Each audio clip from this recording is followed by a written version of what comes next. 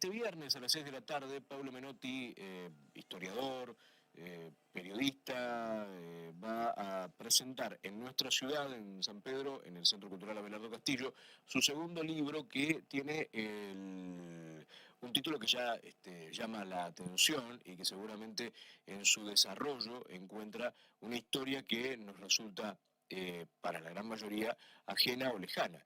El Soviet de Rosario. Para conocer un poco más sobre esta historia y para hablar acerca de la presentación de este libro, está en línea Pablo para charlar con nosotros.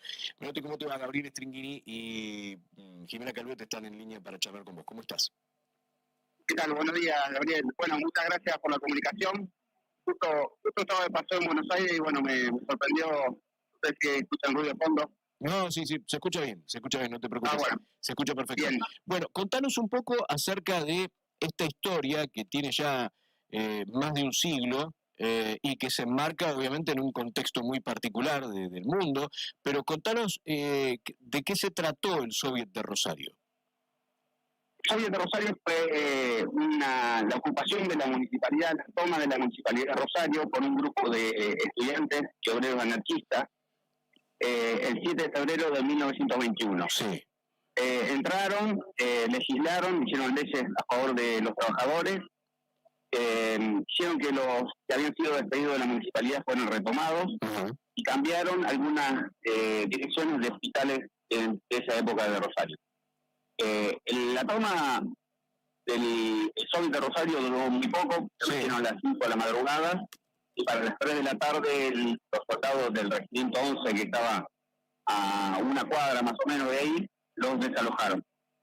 Y entonces, bueno, fue una experiencia breve, pero bueno, en el medio también usaron una bandera roja. Claro. Bueno, van a recordar, nosotros lo damos por sobreentendido, pero los soviets fueron como las células fundamentales de los procesos socialistas de esa época, ¿no? Y fundamentalmente claro, le dieron el origen... del 2001. Claro. En 2001 se habían hecho asambleas populares. Bueno, claro. La gente se juntaba en las plazas a debatir. Claro. En 1905, en Rusia, se produjo un intento revolucionario donde se formaron los soviets. Claro. Que quedó armado con un movimiento a nivel generalizado. En 1917, la Revolución de Octubre, en la que los soviets se juntan con los socialistas revolucionarios, que es los llamados bolcheviques, ahí se forma en esa Revolución de Octubre un gobierno que llaman Unión de Repúblicas Socialistas Soviéticas. El Congreso estaba armado por justamente esas asambleas que llamaron soviets. Y acá se empezaban a escuchar noticias de eso y mucha gente se entusiasmó. Paradójicamente los anarquistas siempre estuvieron en contra de los soviéticos. Justamente a eso iba, porque parece una contradicción que hayan sido justamente los anarquistas los que hayan impulsado esto, ¿no? Claro, el tema es que hasta ese momento había simpatías. Los anarquistas se van desprendiendo a medida que van llegando noticias de Rusia. Claro. Justamente en octubre de 1921 hay podemos decir una represión o un enfrentamiento contra los anarquistas de Rusia.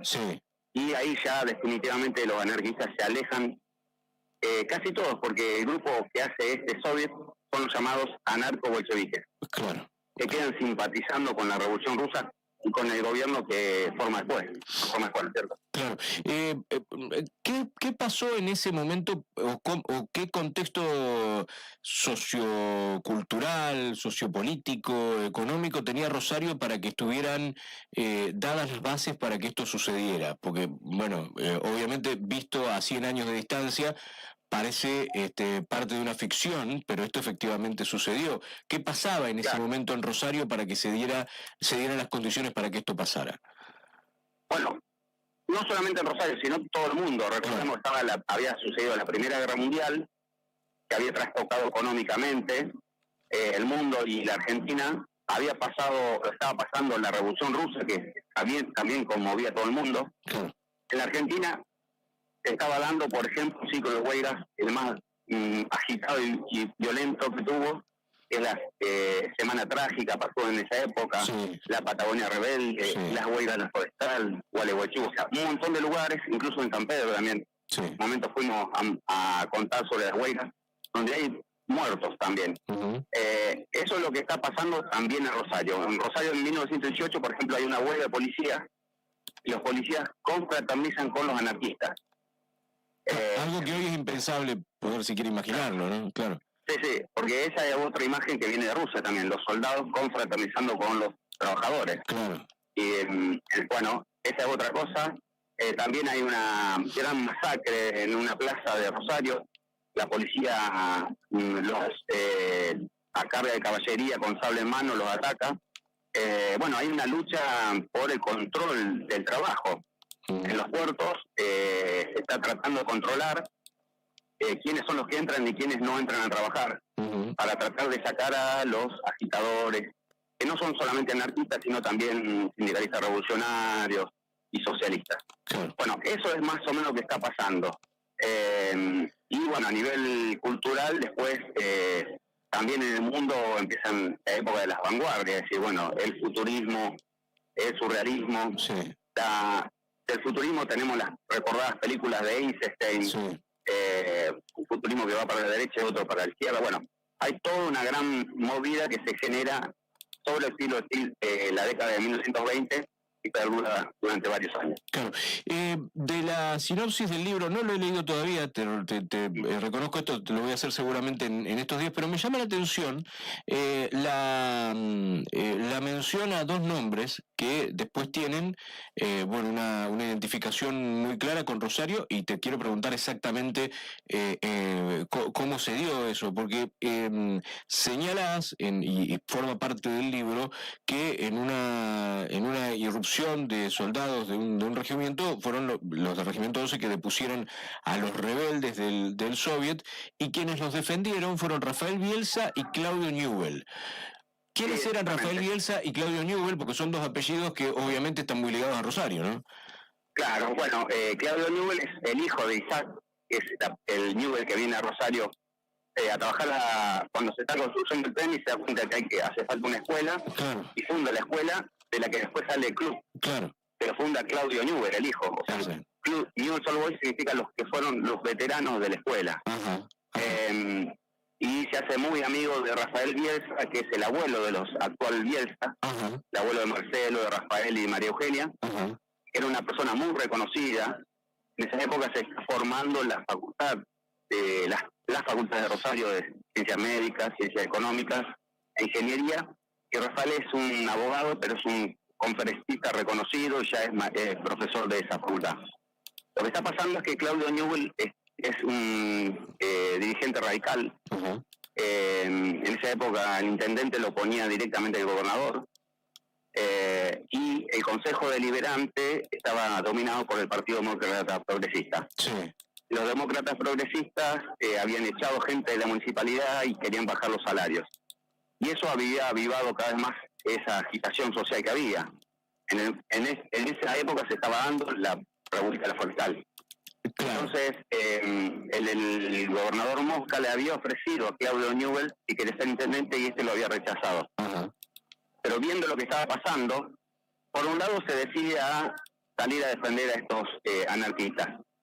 Y por otro lado, decide aceptar la intendencia de Rosario.